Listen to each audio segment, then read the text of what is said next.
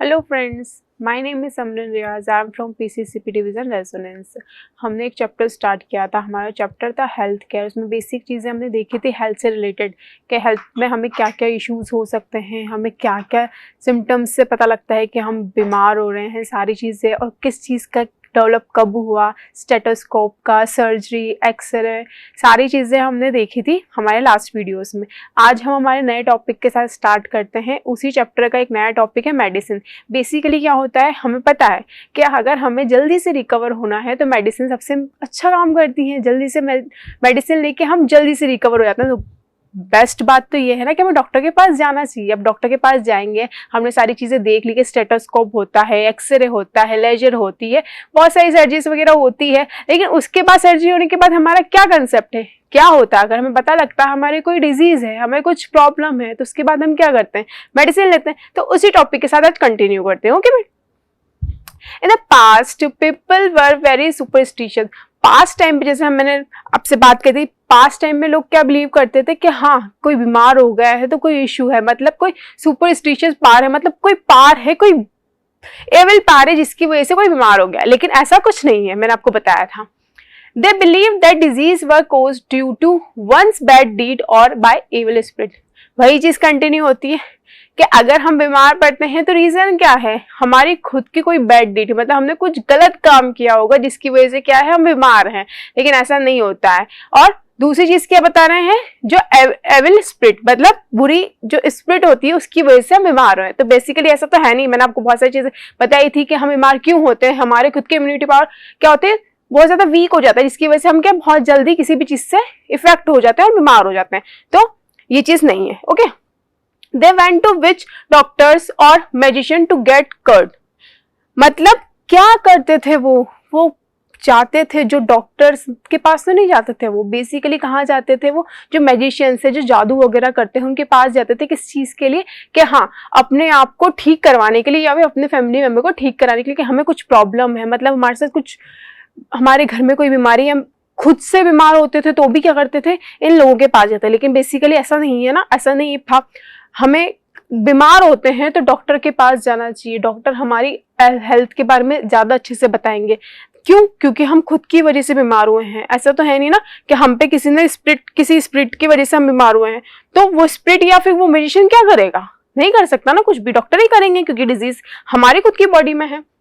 Modern medicines have brought a great deal of change among people's attitude. और जो medicine है, तो basically जब मेडिसिन का क्या हुआ, डेवलपमेंट हुआ, जब उनका डिस्कवरी हुई, तो उसके बाद क्या हुआ, लोगों को बिलीव होने लगा कि एक छोटी सी गोली से भी हम ठीक हो सकते हैं।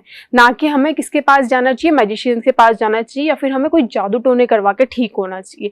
तो छोटी सी गोली ने ही इतना असर दिखाना स्टार्ट किया। तो आज मॉडर्न टेक्निक में ये लोग बिलीव करने लग गए, मतलब मॉडर्न पीपल बिलीव करने लगे कि हाँ हम एक छोटी सी गोली से भी ठीक हो सकते हैं। इसलिए मेडिसिन का बहुत ज्यादा इन्वॉल्वमेंट है सारी चीजों को चेंज करने में। सारे आपके जो भी हम डॉक्टर्स, सर्जरी, एक्सरे, लेजर, सब तो हैं, लेकिन हम ये सब करवा लेते हैं। उसके बाद बेसिक काम किसका होता है, हमारी बॉडी में कोई चीज जाएगी, कुछ इफेक्ट होगा, किसी चीज को हम करने के लिए, रिकवर होने के लिए हमें क्या चाहिए, छोटी सी मेडिसिन लेना पड़ता है।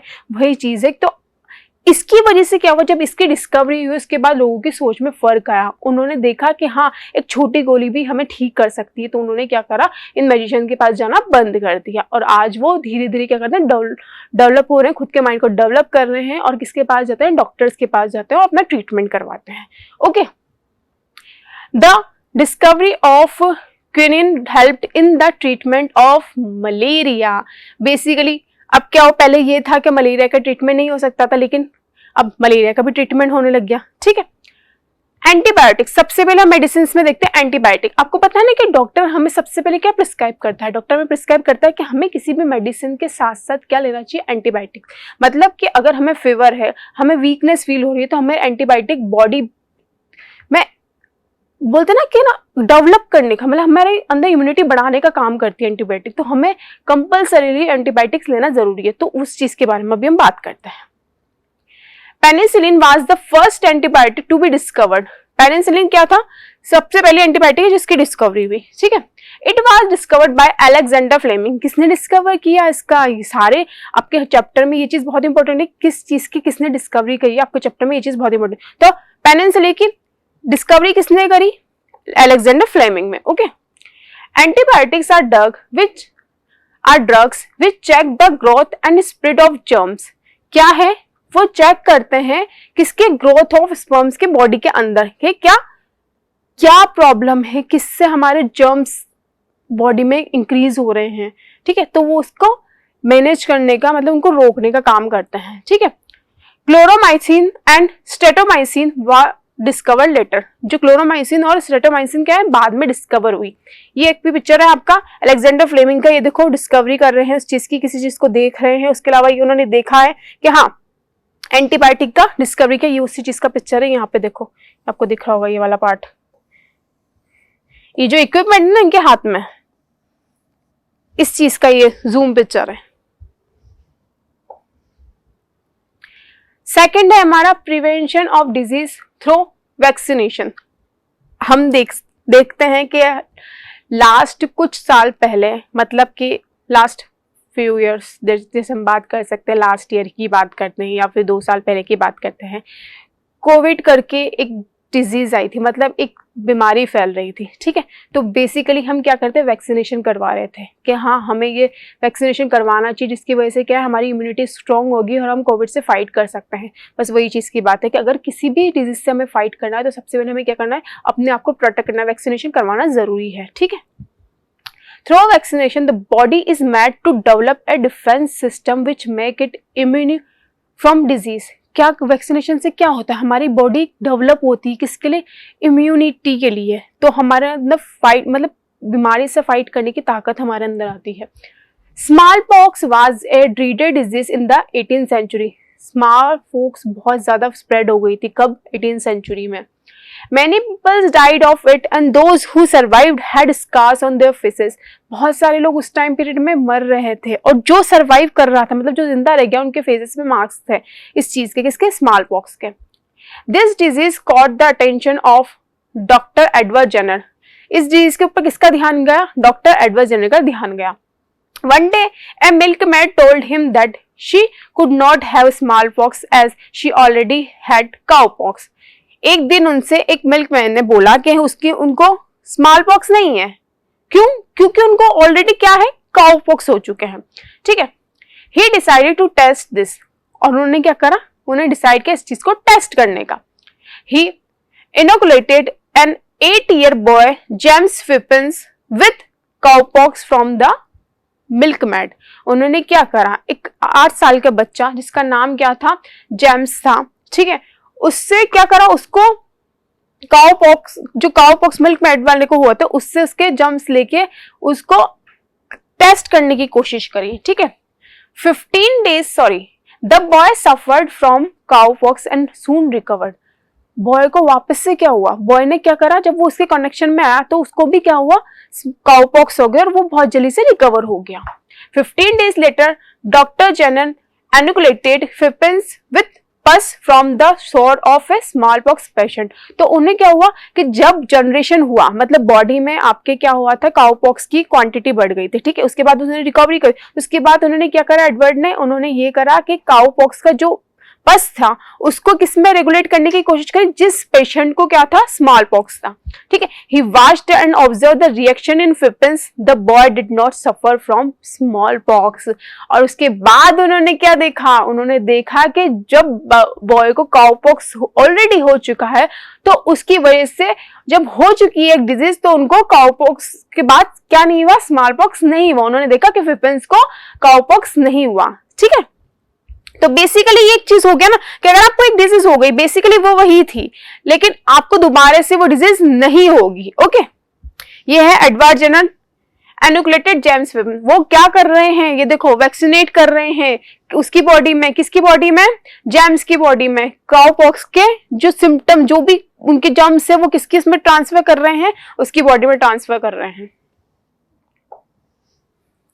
10 anti small pox vaccine was discover. इसी की वजह से क्या हुआ, जो एंटी स्मॉल पॉक्स की वैक्सीन को डिस्कवरी हुई, मतलब कि काउ पॉक्स के थ्रू हमने किसका डेवलपमेंट किया, किसकी डिस्कवरी करी, हमने करी स्मॉल पॉक्स की डिस्कवरी। ठीक है, later on many vaccines were developed to fight disease like polio, typhoid, cholera, tuberculosis.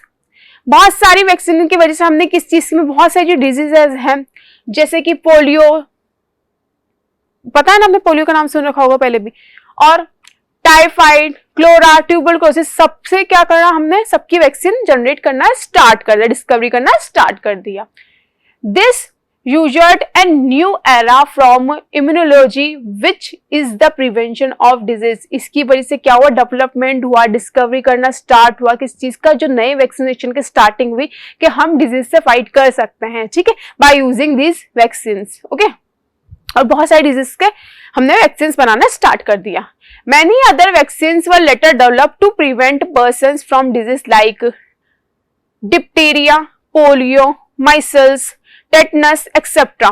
बाद में स्टार्टिंग हुई, बहुत सारे लोगों ने वैक्सीनेशन करना स्टार्ट किया और सारी डिजीज से वैक्सीन होने के बाद उनको क्या हुआ, कोई भी बीमारी होना या फिर मतलब अगर बीमार हो जाते हैं तो वो जल्दी से ठीक हो जाता है अगर उसकी वैक्सीन बन चुकी है तो। ठीक, ऐसे ही हमारे कोरोना के टाइम पे हुआ, अगर वैक्सीन हो चुकी है तो लोग मतलब सेव होना, उनकी लाइफ सेव होना स्टार्ट हो गई। ठीक है, Louis Pasteur was a French chemist. Louis Pasteur कौन थे, फ्रेंच केमिस्ट थे, ये चीज आप याद रखना, ठीक है, इंपॉर्टेंट है। Louis Pasteur discovered vaccination for rabies a deadly disease. Rabies, आपने रेबीज का नाम भी सुना होगा।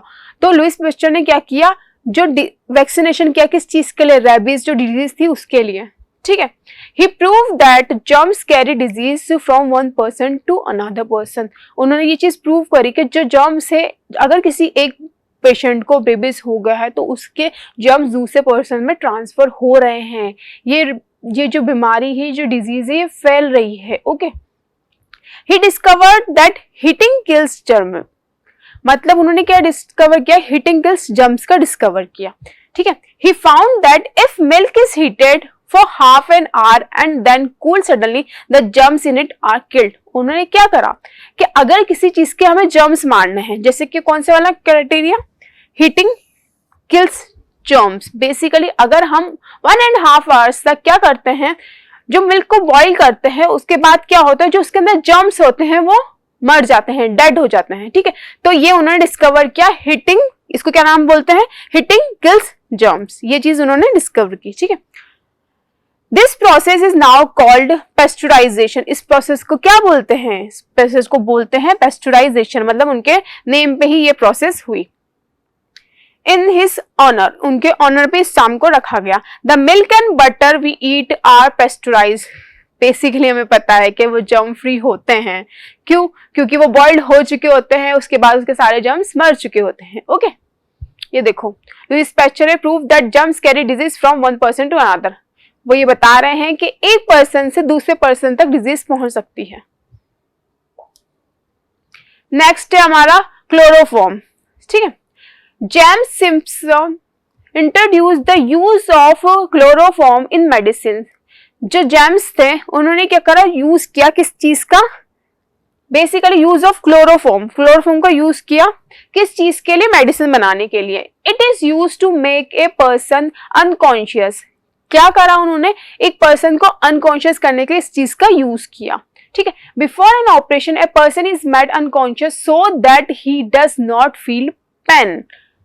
अगर एक बॉडी को आप ऑपरेशन से पहले या फिर किसी उसका ट्रीटमेंट करने से पहले अनकॉन्शियस कर दो, मतलब बिल्कुल ऐसे कर दो, सुन कर दो, तो उसको वो पेन फील नहीं होगा, उसके ऑपरेशन का पेन फील नहीं होगा। ठीक है, with the discovery of chloroform surgical pain was reduce.